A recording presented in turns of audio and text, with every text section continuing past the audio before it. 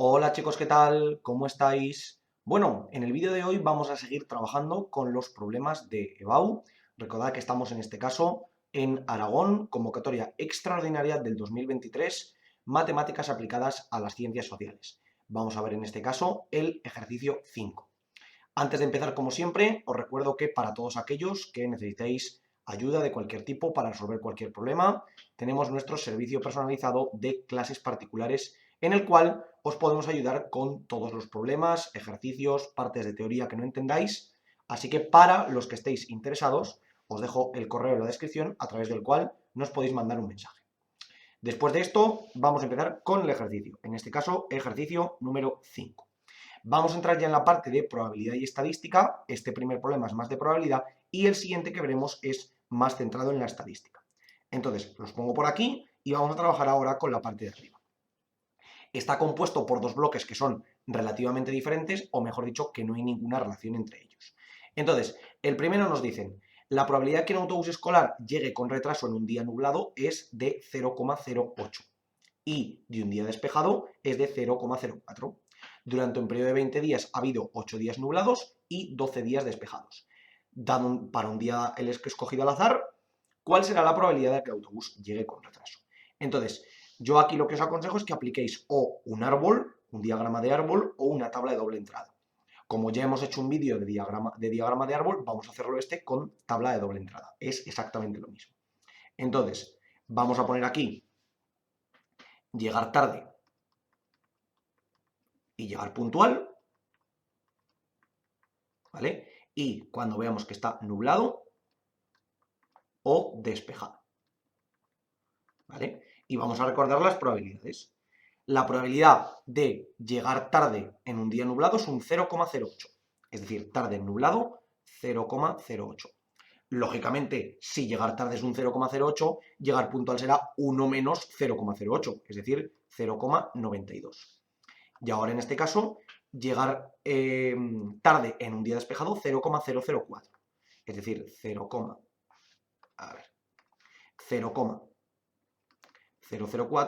Por lo tanto, llegar puntual un día despejado será la contraria, 1 menos 0,004, es decir, 0,996. Bueno, y ahora nos dicen que de los 20 días que vamos a escoger, ¿vale? Lo pongo por aquí, tenemos 20 días, nos dicen que, en este caso, 8 son nublados y 12 despejados. Es decir, 8 nublados y 12 despejados, ¿vale? Y que calculemos la probabilidad de, escogiendo un día al azar, que lleguemos tarde, ¿vale? Si no recuerdo mal, es lo que nos dice aquí, ¿verdad? La probabilidad de que el autobús llegue con retraso, correcto. Bueno, entonces, ¿qué es lo que vamos a hacer? Vamos a suponerlo primero, vamos a calcular cuál sería la probabilidad, en este caso, de llegar todos los días tarde, ¿vale? Es decir, sumar la probabilidad de que llegásemos todos los días tarde, ¿vale? Y eso se lo añadiremos, lo dividiremos entre el número de días. O mejor dicho, vamos a ponerlo al revés, vamos a sumar la probabilidad de que lleguemos algún día tarde, es decir, que lleguemos o el primero o el segundo o el tercero o el cuarto o el quinto, los que sea, ¿vale? Y después, como tengo que escoger un día de esos al azar, lo dividiré entre el número de días. Es decir, yo calculo la probabilidad de que cualquiera de los días llegue tarde y lo divido entre el número total de días que tengo, ¿vale? Es decir, el primer apartado, por aquí sería la probabilidad de llegar tarde, ¿vale? Pues en este caso sería simplemente, ¿cuántos días tengo nublados? 8. Pues 8 por la probabilidad de llegar tarde, que es 0,08 al estar nublado, más 12 por la probabilidad de llegar tarde al estar despejado, es decir, 0,004. Y todo esto lo dividiré entre el número de días, ¿vale? Porque si yo simplemente sumo aquí arriba, lo que voy a tener es la probabilidad de que cualquiera de los días llegue tarde, es decir, de que al menos uno de los días llegue tarde, ¿vale? Pero no me están pidiendo eso, me están pidiendo, si cojo un día al azar, ¿cuál es la probabilidad de que ese día llegue tarde? ¿Vale? Es muy diferente a calcular la probabilidad de que alguno de los días llegue tarde, ¿vale? Además es lógico, si la probabilidad de que alguno de los días llegue tarde es muchísimo más alta, o debería ser muchísimo más alta que la probabilidad de que un día en concreto llegue tarde, ¿vale? Entonces esto lo calculo es 8 por 0,08 será 0,64 y 12 por 0,004 será 0,048. Esto entre 20 y aquí ya cojo la calculadora y digo 0,64 más 0,048, todo dividido entre 20, esto será 0,0344 o lo que sería lo mismo un 3,44%. ¿De acuerdo? ¿Tiene sentido que sea un 3,44%? Pues en un principio sí. ¿Por qué? Porque la probabilidad, como tenemos más días despejados, la probabilidad tiene que estar más cerca del despejado que del nublado. ¿Vale? Si hubiera estado al revés, la probabilidad tendría que estar más cerca del nublado que del despejado. ¿Ok? Esto es interesante que analicemos el resultado para entender si tiene sentido a lo que hemos llegado. ¿De acuerdo? La idea que tenemos en este caso es básicamente plantear lo que os he dicho. Yo calculo que cualquiera de los días puedo llegar puedo llegar tarde, esté nublado o despejado, y luego divido entre el número de días, porque es el monto entre el que tengo que elegir. ¿Vale? Bueno, y ahora vamos con el segundo apartado, que como os digo, no tiene nada que ver. También es de probabilidad, pero en este caso no tiene mucha relación entre sí. Nos dicen, de los sucesos A y B de un mismo experimento aleatorio, y sabe que la probabilidad de A son 3/8. Vamos a ir apuntando por aquí. La probabilidad de A son 3/8. La probabilidad de B son 5/8. La probabilidad de B son 5/8. Y la probabilidad de la unión son 3/4. La probabilidad de A unión B son 3/4. A ver, que lo pongo por aquí.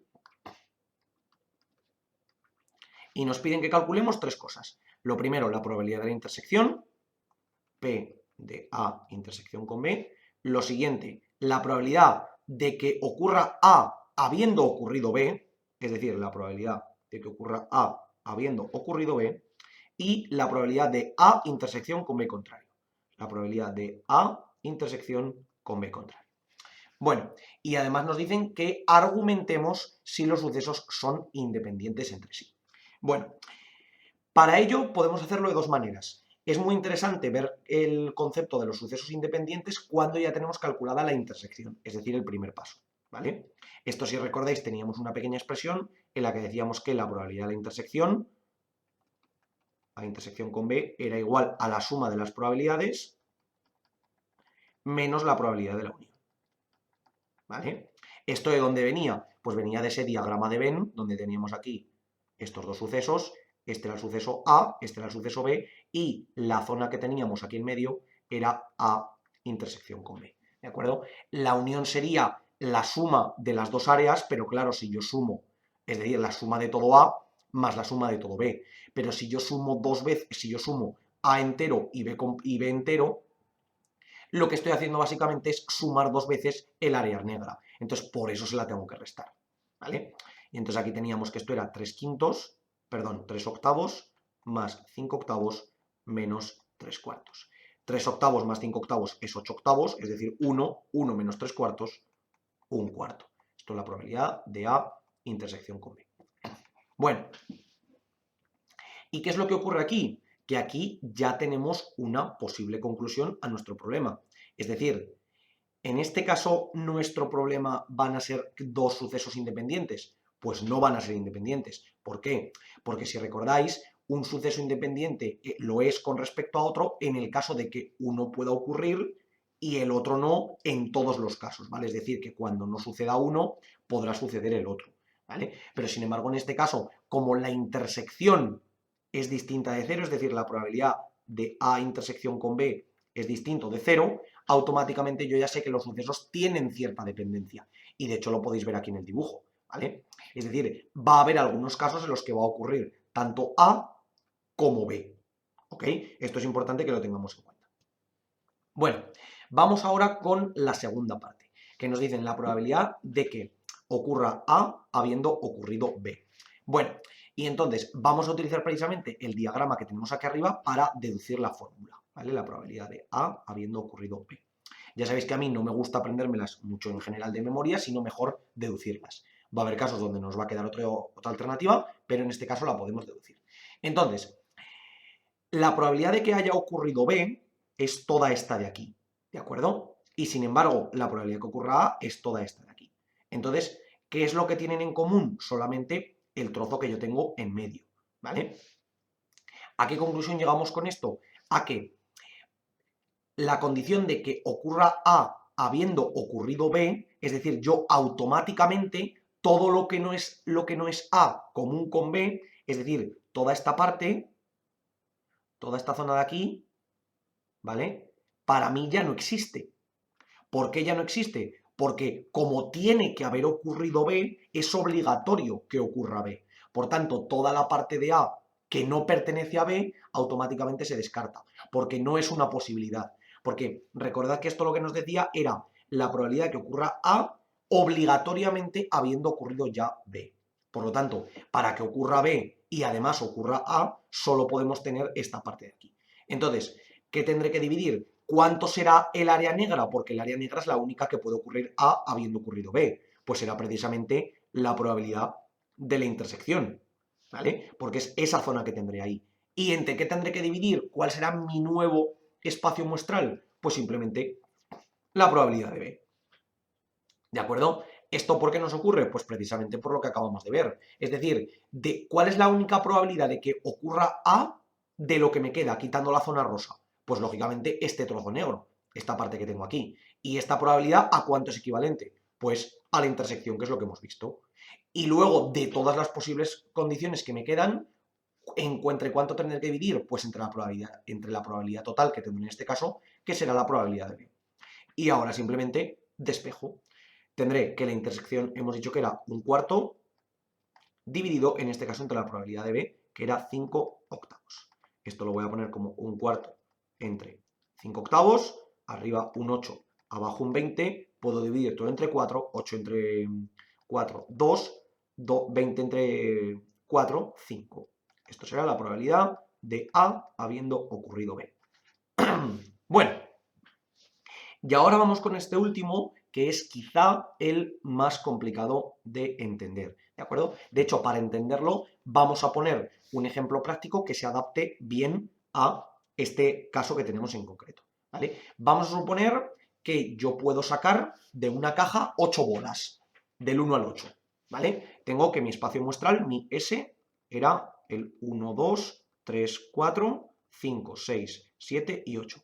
En vez del dado que solíamos hacer, vamos a hacerlo en este caso con 8 bolas. ¿De acuerdo? Vamos a decir que el suceso A es sacar más de 5. ¿De acuerdo? Es decir, será 6, 7 u 8.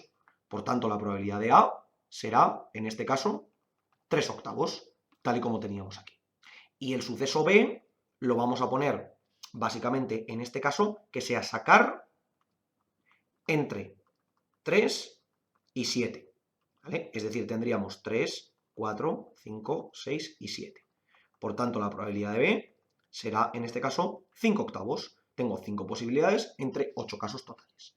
¿Por qué hago esto? Porque de esta manera me queda que en este caso tendré la probabilidad que coincide con A, en este caso tendré la probabilidad que coincide con B, y ahora me tiene que coincidir también la intersección, ¿vale? Es decir, A unión B, perdón, en este caso la unión será sacar entre 3 y 7 o más de 5. Entonces, ¿qué posibilidades tengo aquí? El 3, el 4, el 5, el 6, el 7 y el 8. 1, 2, 3, 4, 5, 6 casos, es decir, que la probabilidad de A unión B será en este caso 6 casos entre 8 o lo que es lo mismo, 3 cuartos. ¿Vale? Por lo tanto, coincide. Podemos comprobar que la intersección es lo que hemos visto aquí. Es decir, A intersección con B será en este caso sacar entre 3 y 7, perdón, y además más de 5. Es decir, que más de 5 y entre 3 y 7 solamente tenemos el 6 y el 7. Por tanto, la probabilidad, en este caso, de A intersección con B será 2 octavos o lo que es lo mismo, un cuarto. Por tanto, tiene sentido. Y también podríamos comprobar esta de aquí. Es decir, ¿cuánto sería, en este caso, A habiendo ocurrido B? Sería sacar más de 5 habiendo sacado entre 3 y 7, siendo entre 3 y 7. Entonces, tenemos más de 5 entre 3 y 7, solo tengo el 6 y el 7, por tanto la probabilidad de A intersección con B será 2 casos entre los 5 posibles que tengo aquí dentro, porque tengo, como habéis visto aquí, 3, 4, 5, 6 y 7, 2 quintos, es decir, exactamente lo que habíamos obtenido, ¿vale? ¿Todo esto para qué lo hacemos? Porque ahora vamos a definir los sucesos contrarios a A y a B. Es decir, el contrario de A será en este caso sacar menor o igual que 5. Es decir, menor o igual que 5. Será 1, 2, 3, 4 y 5. Por tanto, la probabilidad de A contrario será en este caso 5 octavos, que además tiene sentido, porque si recordáis, decíamos que la probabilidad de un suceso más la probabilidad de su suceso contrario siempre tiene que ser igual a 1. 3 octavos más 5 octavos es en efecto, en este caso, 1. Y ahora el segundo caso sería B contrario, ¿vale? Separo por aquí. Y esto sería sacar por debajo de 3 o por encima de 7. Es decir, menor que 3, o mayor que 7. Por tanto, tendríamos el 1, el 2 y el 8. La probabilidad de B contrario sería en este caso simplemente 3 octavos. Y vuelve a ocurrir lo mismo. 5 octavos más 3 octavos, cuadra.